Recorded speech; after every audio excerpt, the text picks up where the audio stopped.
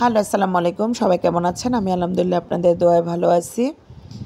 তো কে কোথায় থেকে দেখতেছেন, আমার ভিডিও কেমন লাগে জানাবেন। আর আজকে অনেক দিন ধরে ভিডিও দিতে পারতেছি না, কারণ ফ্যামিলিগতভাবে একটু সমস্যাতে আছি, সেই জন্য। তো আজকে সকালবেলা ভাবলাম বাইরে বৃষ্টি হচ্ছে, কি খাবে বাচ্চারা।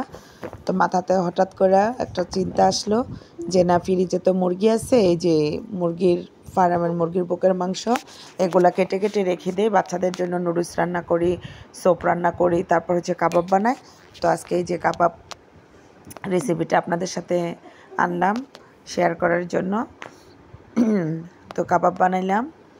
তো কাবাবটা আজকে এত সুন্দর হয়েছে, মানে আসলে ক্যামেরাতে এই সুন্দরটা বোঝা যাচ্ছে না, কিন্তু বাস্তবে এমনি দেখতে অনেক সুন্দর লাগতেছিল।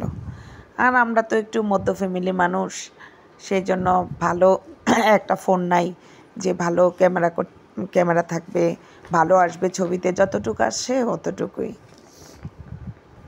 তো চিংড়ি মাছ রান্না করলাম, চিংড়ি মাছ দিয়ে, পেঁয়াজ দিয়ে, তারপরে হচ্ছে ভেন্ডি দিয়ে। ভেন্ডি মানে ঢেঁড়স, তো কেউ ভেন্ডি বলে, কেউ ঢেঁড়স বলে।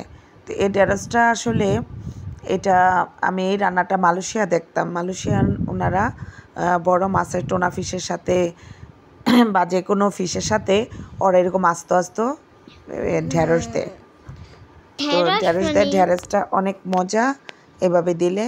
তো আমি ওই মালয়েশিয়া থেকে রান্নাটা যখন শিখছি, তারপর অনেকবার করছি, যতবার করছি অতবারে মুখে লাগিয়ে থাকার মতো একটা স্বাদ লাগতো। তো আমি তো খাইতে বসলাম রান্না করে, মানে কি যেন খাইতেছি, একটা অমৃত লাগতেছে অনেক। আলহামদুলিল্লাহ, অনেক মজা হয়েছে। আর অনেক দিন বাসায় রান্না টান্না হয় নাই, কারণ ফ্যামিলিগতভাবে একটু সমস্যা আছে, আপনাদের সাথে নেক্সট ভিডিওতে বলবো। বাসায় অনেক দিন রান্না টান্না হয় নাই। আর হচ্ছে এমনি বাইরে থেকে খাবার নিয়ে আসা হইতো। নিজের হাতে রান্না যে এতটা ভালো লাগে। আর জ্বর ছিল তো আমার, তারপরে আমার মেয়েরও জ্বর ছিল, জ্বরটা ভালো হইয়া তারপর আবার কাশ। আর এইবার যার জ্বর হয়েছে সে বলতে পারবে যে মানে কীরকম খারাপ লাগছে। তো এই রেসিপিটা পুরোটাই আপনাদের সাথে শেয়ার করলাম লং ভিডিওতে।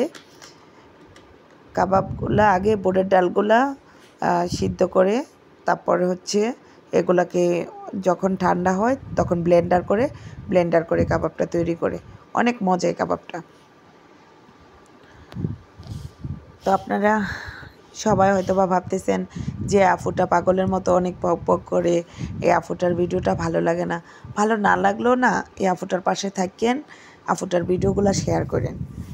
কারণ হচ্ছে আপনাদের একটা শেয়ারে হয়তো বা এই আফুটার জীবনটা কিছুটা বদলায় দিতে পারে। তো ওকে, আল্লাহ হাফেজ।